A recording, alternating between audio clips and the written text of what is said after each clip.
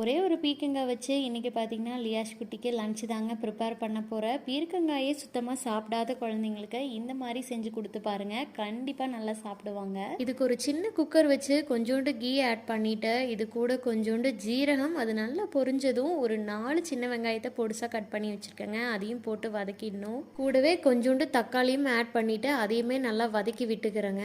அதுக்கப்புறமா நல்லா பொடியை கட் பண்ணி வச்சுருக்க பீர்க்கங்காயும் இது கூட ஆட் பண்ணிக்கணுங்க. இதையுமே நல்லா வதக்கிக்கணும். கொஞ்சோண்டு பெப்பர் பவுடர், கொஞ்சோண்டு கொரியாண்டர் பவுடர். இந்த கொரியாண்டர் பவுடர் வேணாம் அப்படின்னா கண்டிப்பாக ஸ்கிப் பண்ணிக்கோங்க. நான் கொஞ்சோண்டு சால்ட்டுமே ஆட் பண்ணியிருக்கேன். இது கூடவே ஊற வச்சிருக்க ரைஸும் போட்டு நல்லா கலந்துட்டு இதுக்கு தேவையான அளவுக்கு தண்ணி ஊற்றிட்டு இந்த குக்கரை மூடி போட்டு ஒரு 4 விசில் மீடியம் ஃப்ளேமில் வச்சு விசில் விட்டு எடுத்துக்கலாங்க. அதுக்கப்புறமா இந்த சாப்பாடை நல்லா மேஷ் பண்ணிட்டு குழந்தைக்கு கொடுத்துடலாம். என்னோட பையன் சுத்தமாகவே பீர்க்கங்காய் சாப்பிட மாட்டாங்க. அந்த மாதிரி டைமில் நான் இந்த ரெசிபி தான் ஃபாலோ பண்ணுவேன். மறக்காமல் என்னோட சேனலை சப்ஸ்கிரைப் பண்ணி சப்போர்ட் பண்ணிவிடுங்க. நன்றி.